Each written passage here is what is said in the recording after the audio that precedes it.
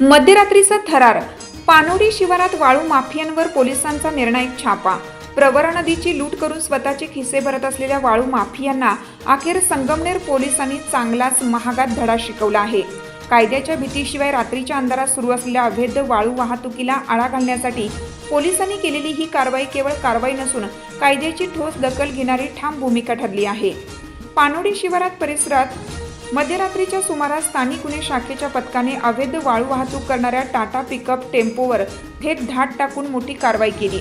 या धडाकेबाज कारवाईत तब्बल 3,10,000 रुपयांचा मुद्देमाल जप्त करण्यात आला असून यामुळे संपूर्ण तालुक्यातील वाळू माफियांमध्ये एकच खळबळ उडाली आहे. पोलीस अधीक्षक सोमनाथ घारगे यांच्या स्पष्ट आदेशानुसार आणि पोलीस निरीक्षक किरणकुमार कवाडी यांच्या मार्गदर्शनाखाली स्थानिक गुन्हे शाखेचे पथक मैदानात उतरले होते. दिनांक 21 डिसेंबर 2025 रोजी मध्यरात्री पानोरी शिवार येथे संशयास्पद हालचाली दिसताच पोलिसांनी तात्काळ कारवाई करत टेम्पो अडवला. तपासात हा टेम्पो अवैध वाळू वाहतुकीसाठी वापरला जात असल्याचे निष्पन्न झाले. चालक ऋषिकेश कारभारी बर्गे वय 28 राहणार कनोली याच्याकडे वाळू वाहतुकीसाठी कोणताही वैध परवाना नसल्याचं स्पष्ट झालं.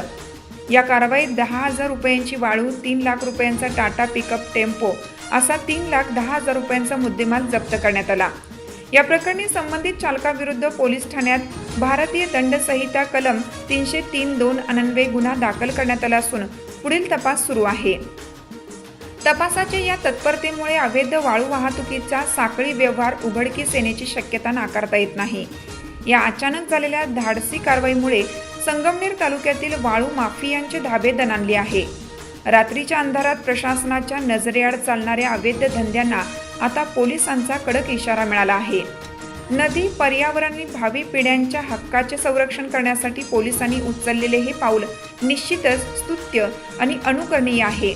अवैध वाळू वाहतूक रोखण्यासाठी अशीच कठोर आणि सातत्यपूर्ण कारवाई झाली तर निसर्गाची होणारी लूट थांबेल आणि कायद्याचा दरारा पुन्हा एकदा मजबूत होईल असा विश्वास नागरिक व्यक्त करत आहेत. महासत्ता न्यूज, संगमनेर.